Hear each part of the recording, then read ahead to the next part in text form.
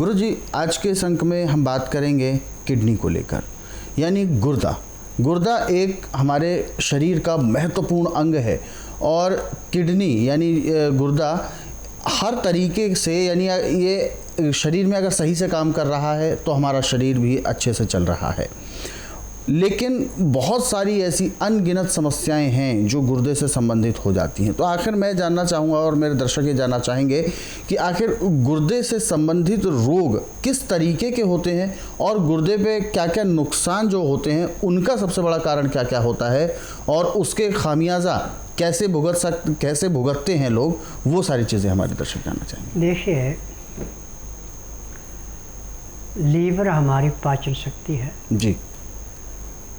गुर्दा हमारी छाननी है जी।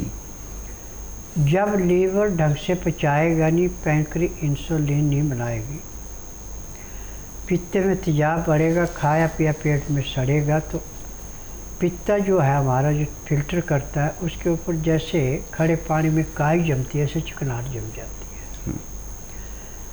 जब वो चिकनाहट जम जाती है, जो इसने खून पेशाब टट्टीला करना, वो काम रुक जाता है जी। जब वो काम रुक जाता है तो ना तो रोगी को भूख लगती है ना प्यास लगती है और पेट में पानी भरना शुरू होता है, पेट गुब्बारे की भांति फूल जाता है। एलोपैथिक में तो पेट में पानी भर जाए तो सिरिंजों से बाहर निकालते हैं। जब गुर्दा पूरा काम नहीं करता है तो डायलिस करते हैं, परंतु उपचार नहीं है। और ये खराब होता है मैदे की चीज़ों से, तली हुई चीज़ों से, बासी खाने से, बेटैमे खाने से। ये अंदर जाके चीज़ें ऐसी बैठती हैं गुर्दे पे और लीवर पे जैसे पानी में पत्थर बैठता है। और आज इसका पूरे संसार के अंदर उपचार नहीं है। दवाइयों पे आप साल 6 महीने काट सकते हैं, फिर मृत्यु का ग्रास बढ़ना पड़ता है। परंतु स्वस्थ विचार एकमात्र आश्रम ऐसा है कि जिसमें ना तो रोगी को मुंह से बोलना पड़ता है कि मुझे तकलीफ़ है, ना ही कागज पत्तर लाना पड़ता है, ना ही मशीनों से टेस्ट होते हैं। यहाँ का नियम है कि बुधवार की मैं छुट्टी रखता हूँ, गुरुवार से लेकर मंगलवार तक नाड़ी परीक्षण करता हूँ। जिस दिन आपने नाड़ी परीक्षण के लिए आना, उस दिन रात्रि 10 बजे तक खा पी के दातन कूला करके बड़ी इलायची मुँह में रख के चूसते रहें। सुबह 9 से 10 के अंदर अपना नामकरण कराएं। 10 से 12 में नाड़ी परीक्षण करता हूँ। नाड़ी परीक्षण में पैर के तलुए से सिर के बाल तक की MRI, CT scan, x-ray, ultrasound, ECG, sonography सब कुछ 5 सेकंड में हो जाता है। फिर उसके अनुसार दवाइयाँ खाने की या पीने की या मालिश करने के तेल हैं, आँख में, नाक में, कान में डालने की दवाइयाँ हैं।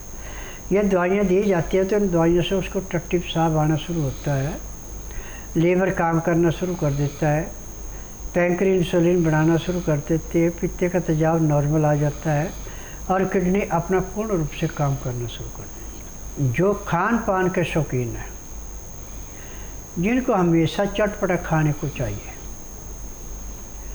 जो मैदे की चीज़ें, आर्टिफिशियल चीज़ें और मीट, अंडा, मछली ज़्यादा खाना शुरू करते हैं, उनकी किडनी फिर दोबारा ख़राब हो जाती है। क्योंकि किडनी के लिए हमेशा हल्की से हल्की चीज़ देनी पड़ती है।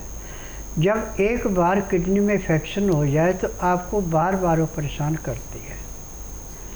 और किडनी के ऐसे संसार में सबसे बड़ी जो दवाई है वो गाय का घी का झाग। गाय का दूध जब निकाला जाता है उस पर झाग आती है, और झाग यदि किडनी का रोगी को पिलाते हैं, खाना उसका बंद करते हैं, तो जिसकी 95% भी किडनी खराब होती है वो भी 60% अपना काम करना शुरू कर देती है।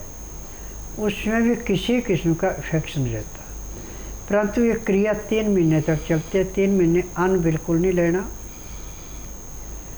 गाय का दूध पीना, और सुबह शाम जब दूध निकालते तो गाय के दूध की जो झाग है कम से कम 250 ग्राम सुबह, 250 ग्राम शाम को लेनी है और इसको पीने में कम से कम आधे घंटे का समय लगाना है।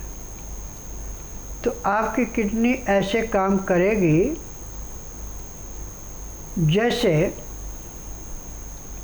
किसी गाड़ी के इंजन का मोबिल गाढ़ा होकर उसको निकाल दिया, नया मोबिल डाला, उसका साफ़ कर दिया, उसकी पिकअप बढ़ती है, ऐसे किडनी की पिकअप बढ़ती है। ये दूध की झाग अंदर से जो भी कचरा फंसा है, लीवर पे है, पैंक्री पे है, पित्ते पे है, गुर्दे पे है, उसको ऐसे साफ़ करती है जैसे कूड़े करकट के ढेर को माचिस की तिल्ली जला के समाप्त करती है। एक आज से कई साल पहले की बात है,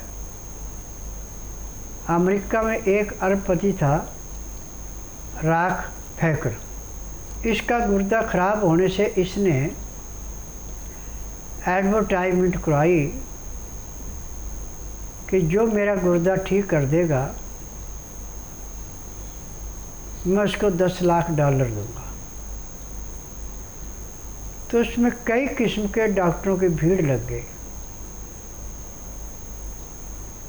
तो एक सन्यासी भी चला गया जिसको नाड़ी का ज्ञान था